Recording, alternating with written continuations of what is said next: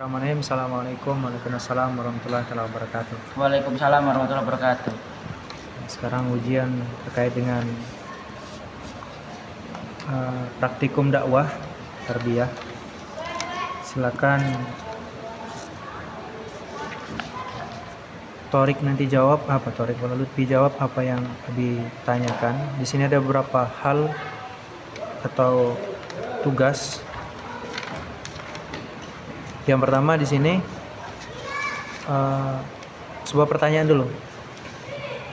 Apakah nanti Lutfi berminat dan bahagia menjadi seorang guru? Ya, Karena kenapa? karena kita sebagai guru itu dapat menyampaikan sebuah ilmu yang bermanfaat kepada murid-murid yang kita ajarkan.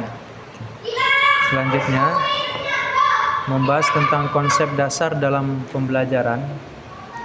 Ini kan diringkas menjadi 4. Pertama tujuan, kedua materi, ketiga metode, dan yang keempat adalah evaluasi.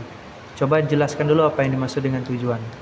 Tujuan itu sebab dan apa tujuan kita untuk mengajarkan murid-murid kita.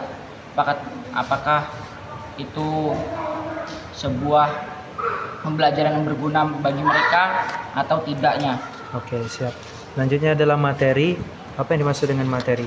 Materi adalah suatu judul yang ingin kita bahas atau ajarkan kepada murid-murid kita. Kalau yang dimaksud dengan metode? Metode itu sebuah gaya atau cara yang kita gunakan agar murid kita itu tidak bosan dalam kelas saat kita mengajar. Yang terakhir adalah evaluasi. Evaluasi itu memperbaiki sesuatu yang kurang dalam kita mengajarkan murid-murid kita. Baik, yang berikutnya adalah langsung praktek mengajar. Silakan Lutfi praktekkan langsung seolah-olah sedang mengajar di dalam kelas.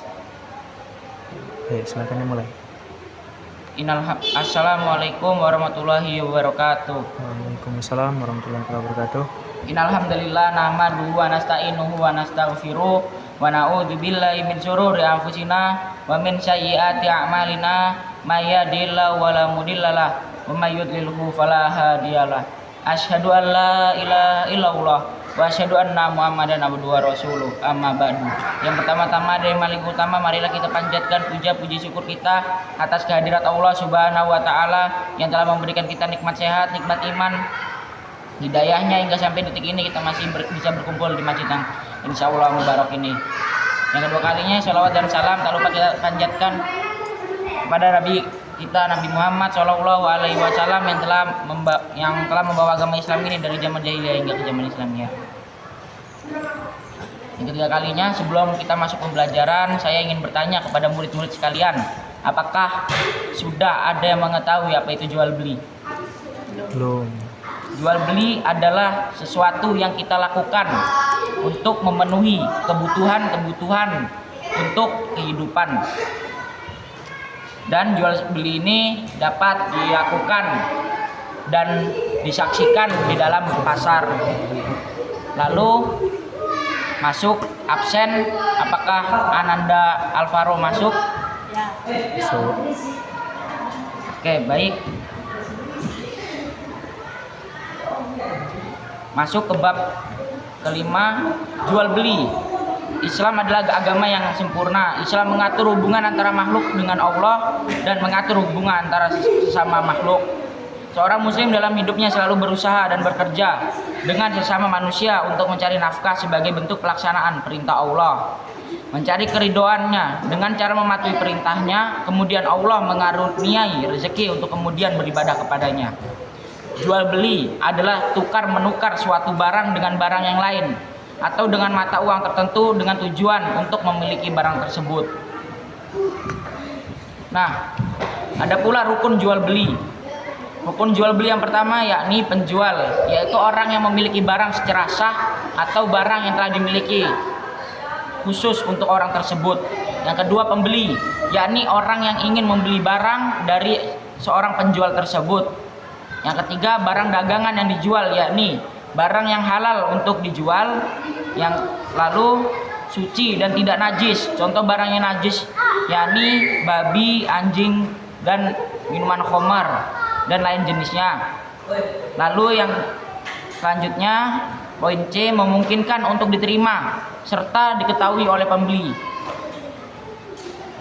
Jadi di sini maksudnya barang yang halal untuk dijual, yakni barang-barang yang halal untuk dikonsumsi dan dibeli.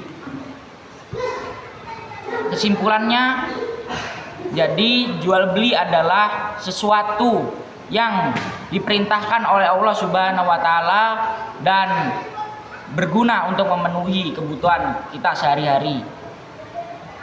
Mungkin ini saja yang bisa saya sampaikan. Sebelum saya tutup, nasihat dari saya adalah berbuat jujur dan selalu berbuat baik saat bertemu dengan sesama muslim, karena sesungguhnya kita itu sesama muslim adalah saudara dan ibarat sebagai satu badan.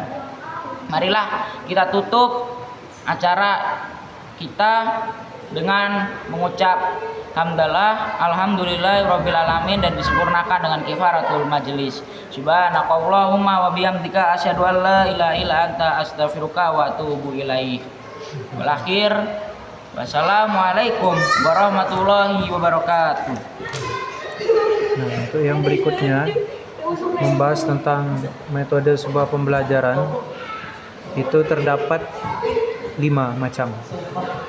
Yang pertama adalah ceramah, kemudian tanya jawab, ada demonstrasi, pelatihan, dan diskusi. Coba Lutfi jelaskan dulu apa yang dimaksud dengan ceramah. Ceramah adalah sesuatu pembicaraan atau suatu pengajaran yang disampaikan oleh guru dengan cara menggunakan pembicaraan. Ya, yang berikutnya yang dimaksud dengan tanya jawab apa? Tanya jawab adalah seorang guru memberikan pertanyaan kepada seorang murid, lalu murid tersebut akan menjawabnya, atau jika murid belum mengerti tentang pelajaran tersebut, bisa bertanya dengan guru dan guru tersebut akan menjawabnya. Berikutnya adalah demonstrasi. Apa yang dimaksud dengan demonstrasi? Demonstrasi adalah unjuk rasa. Selain dari itu, pengertian yang lainnya? Berkumpul. Terus? Yang dimaksud dengan latihan apa? Latihan, seorang guru memberikan suatu tugas atau soal yang agar murid tersebut dapat melakukannya dan berfungsi untuk menguatkan sebuah ilmu yang telah diajarkan oleh seorang guru tersebut. Dan yang terakhir yang dimaksud dengan diskusi? Bertukar informasi dengan murid. Seperti contohnya, apakah ada yang kurang dari saya dan teknik apa yang ingin kita gunakan untuk mengajar. Seperti ngobrol biasa, diskusi. Oke, cukup ya.